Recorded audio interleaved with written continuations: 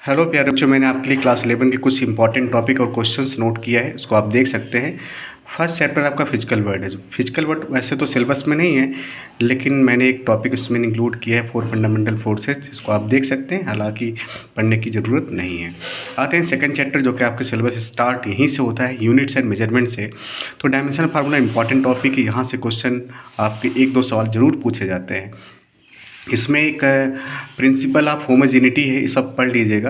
Application आप बातें हैं एप्लीकेशन ऑफ डायमेंशनल फार्मूला पे। एप्लीकेशन ऑफ डायमेंशनल फार्मूले से क्वेश्चंस जो 3 इसके एप्लीकेशन मेन एप्लीकेशन है, और तीनों एप्लीकेशन से लगभग एक क्वेश्चंस जो है आपके पूछे जाते हैं। जो कि पहला एप्लीकेशन आपका है डेरिवेशन करना, दूसरा है चेक द रिजल्ट, तीसरा कन्वर्जन ऑफ यूनिट।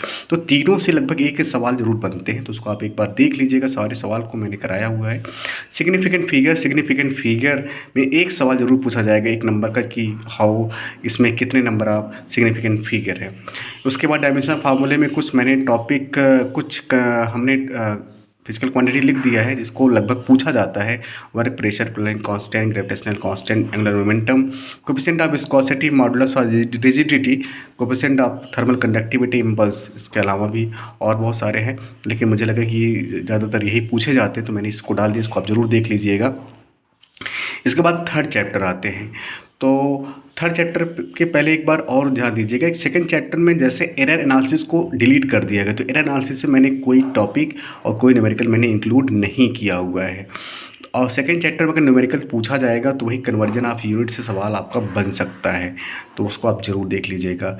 अब आते हैं थर्ड चैप्टर पे। थर्ड चैप्टर में आपका जो है डिस्टेंस डिस्प्लेसमेंट का डिफरेंस ज़्यादातर पूछा जाता है। फिर कैलकुलस मेथड से इक्वेशन ऑफ मोशन को डिराइव करना बहुत पूछा जाता है, इसको आप ज़रूर देख लीजिए। ग्राफिकल मेथड से कभी कभार पूछा जा सकता है, लेकिन इसको आप देखिए बहुत आसान है, क्योंकि आप क्लास 9 में आपने पढ़ा हुआ है।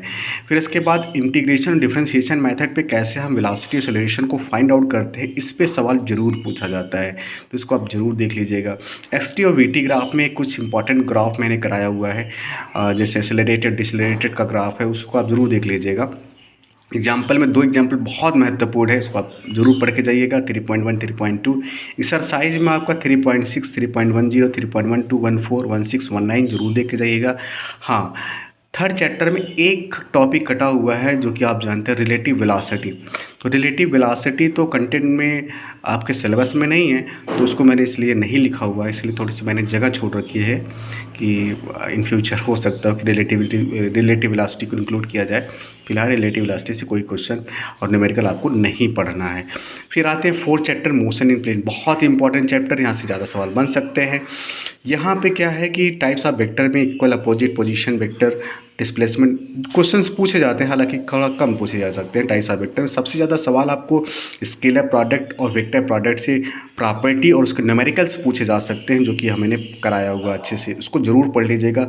यहाँ से लगभग 1-2 क्वेश्चन लगभग पक्के रहेंगे।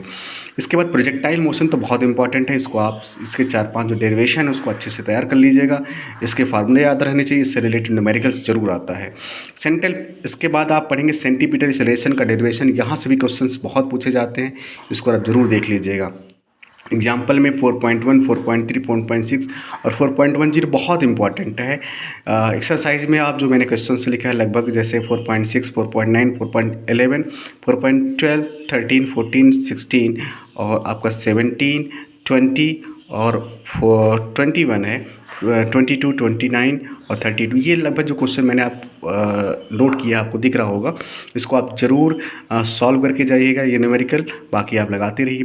मैं नहीं कह रहा हूँ कि ये बहुत इंपॉर्टेंट है, हाँ, कि एक आपके क्वेश्चन में आपके एग्जामिनेशन मिल ही सकता है, लेकिन इसको आप ज़रूर पढ़ के जाइएगा, हो सकता है आप इससे काम हो जाए।